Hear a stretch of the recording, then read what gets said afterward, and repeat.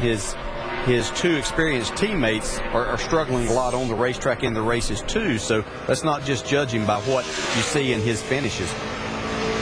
Next car to go out to qualify will be Marcus Ambrose, who's going to make his 7th start of the year. This is the car that's actually owned by JTGD Racing. That is Pat and Jody Geschecter and Brad Doherty. Of course, Marcus drove the Wood Brothers car to an impressive 3rd place finish at Watkins Glen. There is Frankie Kerr, who is the crew chief on this car. 32.09 is what he has to beat. Yeah, he ran good in practice, and that was a nice line he took into turn 1. You can see him up the racetrack a little bit, but the car gets down and he carries some speed off, although he's hurting it a little bit right there. Couldn't get back, but he's going to be in plenty safe. Oh, yeah, he's going to be in top 20, possibly 20th. Yeah, nice effort. Frankie Kerr will be calling him in. That's good, bud. That's good. Bring it home. Bring it home. Boy, qualifying, that's what you want to hear. You don't even have to hear the crew chief say anything. If you just hear that radio click, then you know that he's calling you in. That's a good sign.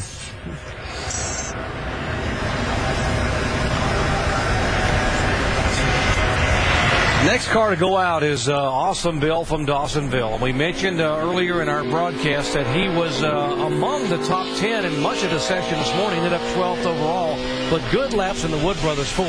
That's what we're going to do. We're going to actually compare his lap time to the pole sitter here, because we think he might have a legitimate shot at it here. We mentioned that Juan Pablo Montoya is on the pole, and what a shot in the arm that is for Chip Ganassi and Felix Samaras Racing. What would this mean for the Wood Brothers if Bill Elliott could put this car on the pole or maybe on the front row? Well, he's going to find something, but he was pretty good in practice. Like you said, he's 12th. I can tell by when we interviewed him down there that he felt a little bit of tension going into this lap because he knew he had something good here. Yeah, I think that may be the only reason we won't see him maybe get as close to the pole as what we could if he didn't know that he just has to make a good solid lap to get into the race. You heard him talk about it. It seemed like he had a lot of confidence in his crew chief, David. Got a good lap going here. Yeah, he's only a 10th off the pole halfway around the lap down the backstretch. This is going to be good right here, guys. Again, we're comparing him to Montoya, the pole sitter. So this could be a top 10 run here for Bill Elliott. Let's see where he can come by.